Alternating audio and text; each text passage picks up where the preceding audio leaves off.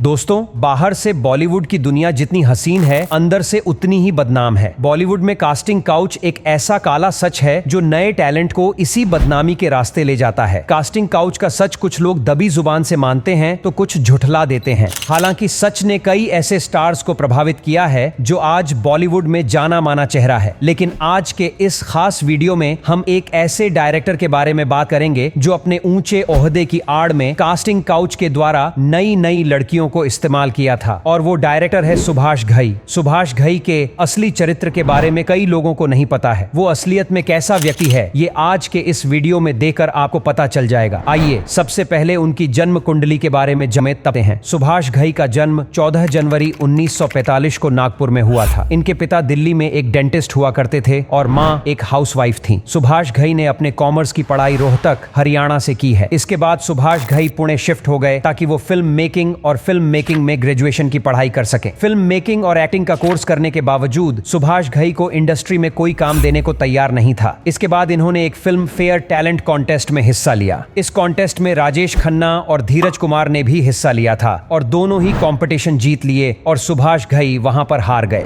Contest जीतने के बाद राजेश खन्ना को तो इंडस्ट्री में तुरंत काम मिल गया था, लेकिन घई को 1 साल के बाद एक छोटा सा रोल मिला जो बतौर आर्टिस्ट के तौर पर था। घई की पहली फिल्म थी 1961 में आई तकदीर। इसके बाद 1964 में राजेश खन्ना के साथ में एक फिल्म आई थी आराधना। उसमें भी सुभाष घई एक छोटी सी भूमिका में थे, यानी 2-3 फिल्में की, लेकिन उन फिल्मों में बहुत छोटे छोटे रोल करने को मिले थे। इसके बाद 2020 तक ऐसे ही 2-4 छोटे मोटे रोल करते रहे। 2010 में ही पहली बार सुभाष घई को डायरेक्टर बनने का मौका मिला। फिल्म का नाम था कालीचरण, जिसकी स्क्रिप्ट खुद सुभाष घई ने ही लिखी थी और इसे डायरेक्ट भी खुद सुभाष घई ने किया था। सुभाष घई अपनी जवानी के दिनों में ही रंगीन मिजाज का हुआ करते थे। लोगों की नजरों में वो रह सके ऐसे ऐसे कारनामे वो किया करते थे। यही कारण था कि उन्हें अश्लील व्यवहार करने के कारण अक्सर परेशानियों का सामना करना पड़ता था। साल 1970 में उमंग नाम की एक फिल्म में एक छोटी सी भूमिका उसको मिली थी जिसमें सुभाष घई पर लड़की छेड़ने का आरोप लगा था। सुभाष घई का करियर एक्टिंग में बहुत डामाडोल चल रहा था, इसलिए उन्होंने खुद ही फिल्म की कहानी लिखी और खुद ही उसे डायरेक्ट किया। पहली फिल्म जो कि शत्रुघ्न सिन्हा के साथ में थी वो सुपरहिट रही। बस इसके बाद तो सुभाष घई पूरी तरह से डायरेक्टर की कुर्सी पर बैठ गए। सुभाष घई ने कास्टिंग काउच करना कब से शुरू किया था या इन कामों में वो कब से इन्वॉल्व है, ये कहना कोई मुश्किल बात नहीं होगी, क्योंकि एक्टिंग में आने से पहले ही ये सुभाष घई कई बार लड़कियों को छेड़ चुके थे। पहली बार सुभाष घई का नाम जुड़ा था 1980 में फिल्म कर्ज के दौरान टीना मुनीम के साथ। जी हाँ, टीना मुनीम को जो लोग नहीं जानते हैं उन्हें मैं बता दूं कि टीना मुनीम आज के समय में टीना अंबानी के नाम से जानी जाती है, जो कि धीरूभाई अंबानी के छोटे बेटे अनिल अंबानी की पत्नी है। टीना मुनीम उस वक्त संजय दत्त के साथ रिलेशनशिप में थी, लेकिन फिर कर्ज के साथ टीना और सुभाष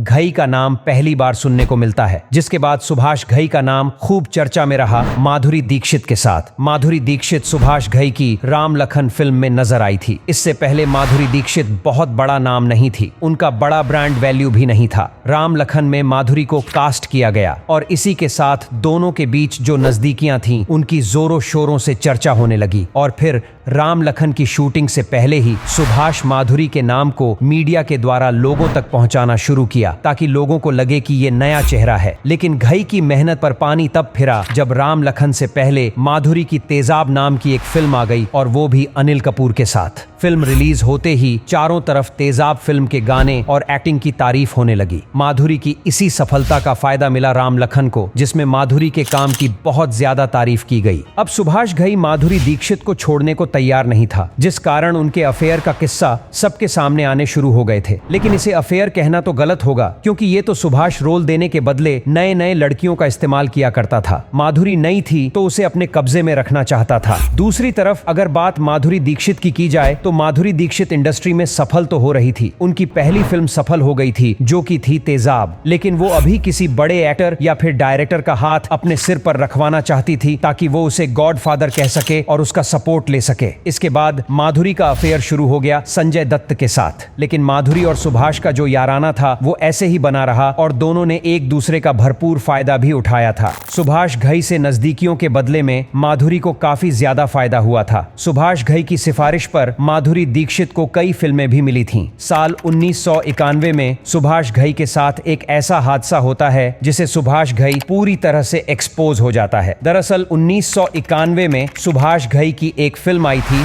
सौदागर। शायद आपको पता होगा कि सौदागर में राजकुमार और दिलीप कुमार मेन रोल में थे, जिसमें मनीषा कोइराला को पहली बार हिंदी फिल्म में काम मिला था। उससे पहले मनीषा ने एक नेपाली फिल्म में काम किया था जो कि पूरी तरह से फ्लॉप हो गई थी। सौदागर में सुभाष ने मनीषा को कास्ट किया। फिल्म बनी, सुपरहिट भी हो गई, मनीषा के कारण नहीं बल्कि राजकुमार साहब की वजह से। लेकिन समस्या तब आई जब फिल्म रिलीज होने के बाद मनीषा की मां ने मीडिया में सुभाष घई पर आरोप लगाया था कि सुभाष ने मनीषा को फिल्म में रोल देने के बदले सुभाष के साथ हमबिस्तर होने के लिए कहा था, लेकिन उनकी बेटी ने उस ऑफर को रिजेक्ट कर दिया था। जिसके बाद सुभाष घई का किसी हीरोइन के साथ नाम तो नहीं जुड़ा, लेकिन सभी को पता चल चुका था कि सुभाष अपनी फिल्म में किसी लड़की को तभी काम देता है जब वे उसके साथ एक रात गुजारती हैं। उसके बाद सुभाष घई को ज्यादा मेहनत नहीं करनी, क्योंकि घई जिस हीरोइन को अपनी फिल्म के लिए अप्रोच करता था वो हीरोइन तभी हाँ कर दी थी जब वो सुभाष घई के साथ हमबिस्तर होने को तैयार रहती थी। और ऐसा ही वाकया जुड़ा परदेस मूवी के दौरान महिमा चौधरी के साथ। महिमा चौधरी का सुभाष घई के साथ नाम जुड़ा और फिल्म के दौरान दोनों की नजदीकियां भी बढ़ी और चर्चा का विषय भी बना। 1999 में एक फिल्म बन रही थी ताल, जिसमें अक्षय खन्ना और अनिल कपूर थे। दोनों ही मुख्य भूमिका में थे और ऐश्वर्या राय फीमेल लीड में थीं। ऐश्वर्या राय ताल से पहले 4 फिल्मों में काम कर चुकी थीं, लेकिन असली पहचान मिली थी हम दिल दे चुके सनम से, जो उसी साल 1999 में आई थी। सलमान ऐश्वर्या की कहानी भी इसी फिल्म से शुरू हुई थी। सलमान ने सुना कि सुभाष घई कोई फिल्म बना रहा है और नई हीरोइन की तलाश कर रहा है, तो सलमान ने सुभाष घई को ऐश्वर्या की सिफारिश कर डाली। अफवाह तो यह भी थी कि किसी बात पर सलमान खान ने एक पार्टी के दौरान सुभाष घई को थप्पड़ भी मार दिया था, क्योंकि सुभाष ने सलमान खान को ऐश्वर्या को अपने फार्म हाउस में अकेले भेजने को बोला था। सुभाष ऐश्वर्या को जिस फार्म हाउस में बुला रहा था वह फार्म हाउस इसी काम के लिए प्रसिद्ध था। सुभाष घई वहां हीरोइनों के साथ मौज मस्ती करता और रातें गुजारता था। सलमान खान इसी बात को सुनकर गुस्सा हो जाते हैं, क्योंकि सलमान खान ऐश्वर्या राय से प्यार करने लगे थे और वे नहीं चाहते थे कि कोई भी उसकी नई गर्लफ्रेंड को रात गुजारने को बुलाए या फिर उस पर गंदी नजरें गड़ाए। इसी बात से सलमान खान ने सुभाष को थप्पड़ मारा था। सुभाष घई जैसा बड़ा फिल्म मेकर, जिसमें माधुरी दीक्षित, मनीषा कोइराला, महिमा चौधरी जैसे हीरोइन के करियर को आसमान पर पहुंचा दिया था, और फिल्म मेकर अपनी अगली फिल्म के लिए नई हीरोइन की तलाश कर रहा था। ये बात जब ऐश्वर्या के कानों तक पहुंची तो वो सुभाष घई से पर्सनली मुलाकात करती हैं और उसे फिल्म मिल भी जाती है। ये फिल्म कैसे मिली? उस दौरान मीडिया में काफी चर्चा भी होती है, क्योंकि फिल्म के सेट से दोनों की ऐसी तस्वीरें मीडिया में आने लगी थीं जिन्हें देखकर कोई भी बता सकता था कि वे दोनों दोस्त तो बिल्कुल भी नहीं हैं, यानी उससे कहीं ज्यादा है। लेकिन ऐश्वर्या राय को इन सब बातों से कोई फर्क नहीं पड़ता था, क्योंकि उसे भी फिल्म इंडस्ट्री में अपना गॉडफादर बनाना था। इसके लिए वो कुछ भी कर सकते थे। दूसरी तरफ सलमान खान की बात की जाए तो सलमान खान यह सोचकर खुश हो रहे थे कि उनकी नई नवेली गर्लफ्रेंड ने सुभाष घई के साथ बिना रात गुजारे मूवी पाली। सुभाष घई का रिकॉर्ड रहा है कि उसकी ज्यादातर फिल्में हिट होती हैं, और यह एक वास्तविकता है और इसी बात का फायदा भी उठाता था। एक सक्सेस और सेटल हीरोइन जल्दी हमबिस्तर होने से राजी नहीं होती जितनी जल्दी नई लड़कियां हो जाती हैं, और यह भी एक हकीकत है कि सफलता भी तभी मिलती है जब कहीं ना कहीं हम कॉम्प्रोमाइज कर लेते हैं। लेकिन ऐसा कॉम्प्रोमाइज मैंने कभी नहीं सुना। मीडिया रिपोर्ट्स के मुताबिक इस लिस्ट में, जो कि सुभाष घई के फार्म हाउस में जाने वाली लड़कियों की है, उसमें करीना कपूर का भी नाम शामिल है और भी बहुत सी हीरोइनों का नाम शामिल है। खैर, इसमें कितनी सच्चाई है यह तो सुभाष घई ही जाने। आज के लिए बस इतना ही। मिलेंगे नेक्स्ट वीडियो में, तब तक के लिए बाय।